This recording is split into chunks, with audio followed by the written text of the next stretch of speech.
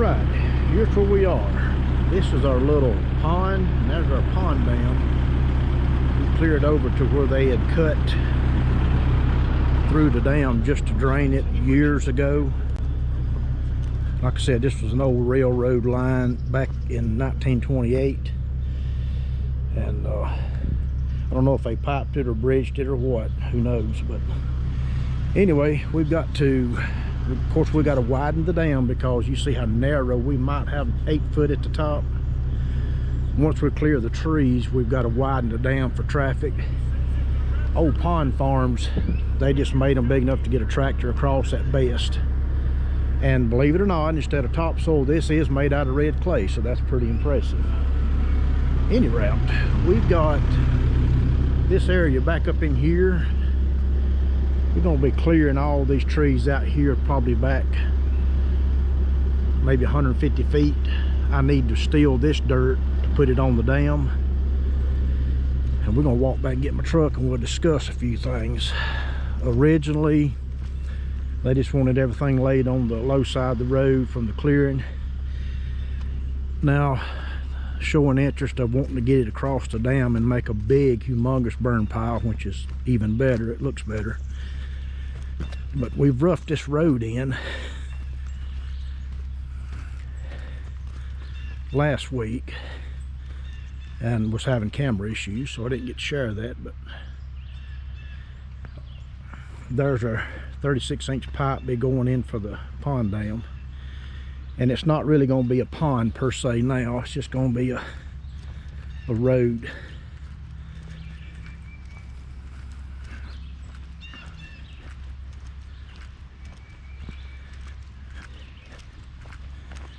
You know, we've got the road roughed in now. I just wanted to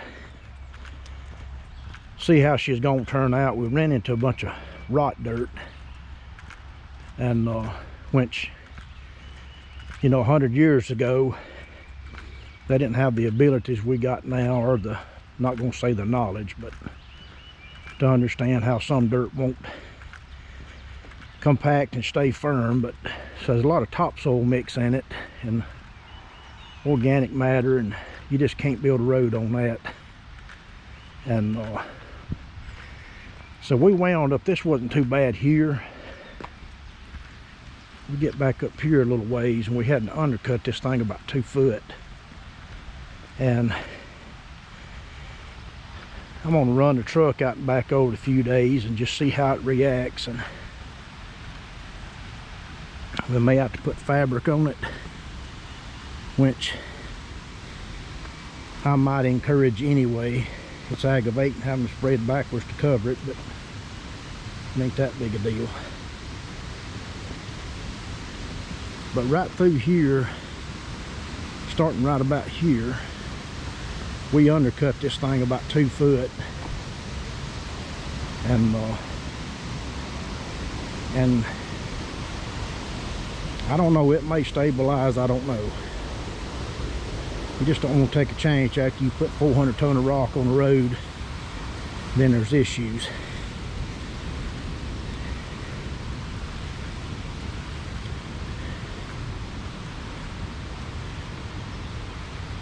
And there's a little more dressing.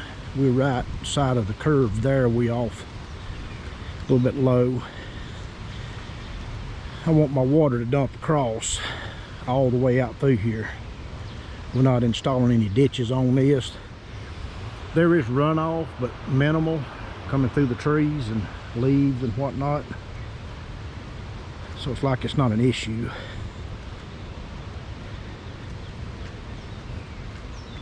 But it's been windy, a little bit cool, but it's been windy for the last 2 days since we've had rain. And it's dried out fire, but I wished it had been a little drier. But we pushed over several big trees, and that got the canopies out from overhead to let a little bit of light in. But it still ain't enough to keep it dry.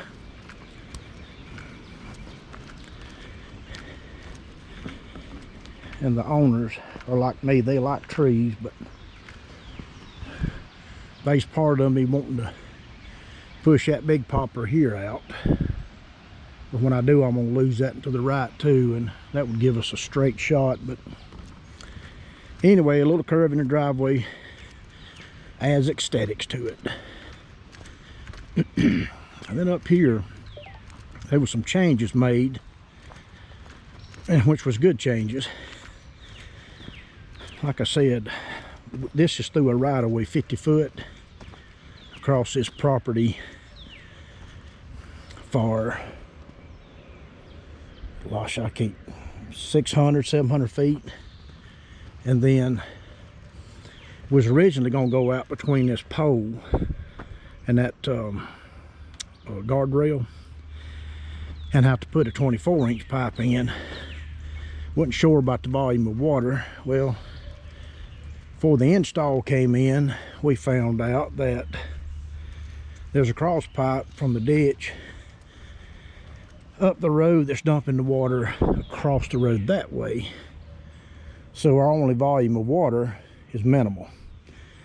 So we went in and we used an 18, which is code for state and county, and we moved the road bed over here.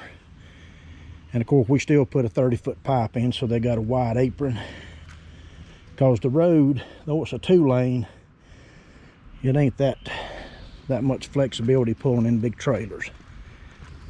And found some concrete chunks on the road out there where I had to undercut. Don't know why they poured concrete. My first thought is they was having issues with some of that organic matter they pushed in, and it was moving, so they poured concrete. That's just my thought. But anyway, we utilized them up here in this ditch. So we're gonna go ahead and move our truck back there to the track hoe and get started pushing more trees, and then we've got 400 ton of rock.